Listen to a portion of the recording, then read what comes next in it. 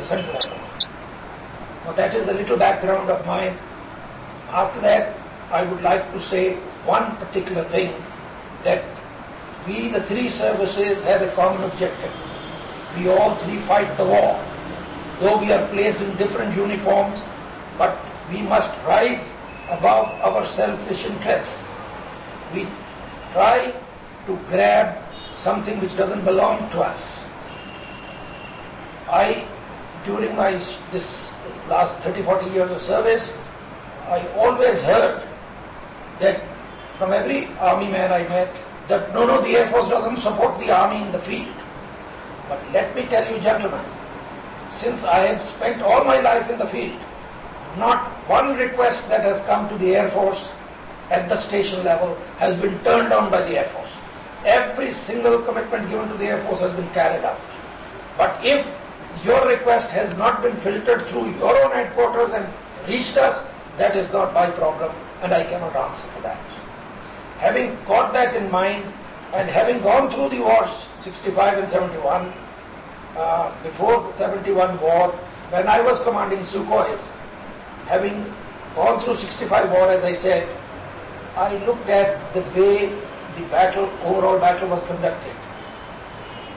In today's environment, when aeroplanes have gone into the pens, the enemy tends to put all the guns on the field, puts the aeroplanes on top and the combat air patrol, and tries to make a situation very difficult.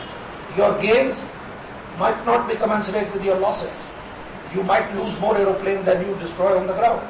Keeping that in mind, I wrote a paper in 69, that is 2 years before the war, which went up to the chief, in which I stated a very controversial statement, but could be applied at one time, and it was applied at that time, that in a short duration war, counter-air assumes a lower priority.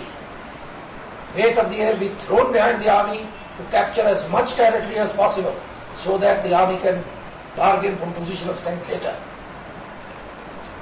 This paper is not complete if you just stop at that, but I covered it by saying that fleeting counter-air raids be carried out to keep the enemy guessing. However, during this period, interdiction behind the battlefront be carried out so as the battlefront is choked. No ammunition, no food, no ration, no fuel should reach the battlefront. So with that aim in mind, I wrote that paper, which went through, and lucky for me, the chief accepted it, and the plans of the Air Force were withdrawn in 71 January and reissued, giving air allocation to brigade and above. Every brigade and every division got some element of the force.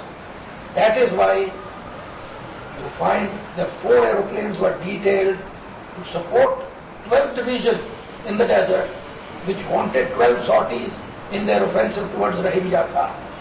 So 4 aeroplanes were detailed for the first 2 days, and 10 more to arrive on the 6th or the D+2 evening, which happened exactly on the clock. 10 more arrived. But the battle was conducted with 4 and completed with 4. We decimated the enemy. Now what happened? Before I get to the battle, I must say that these battles were fought from forward airfields.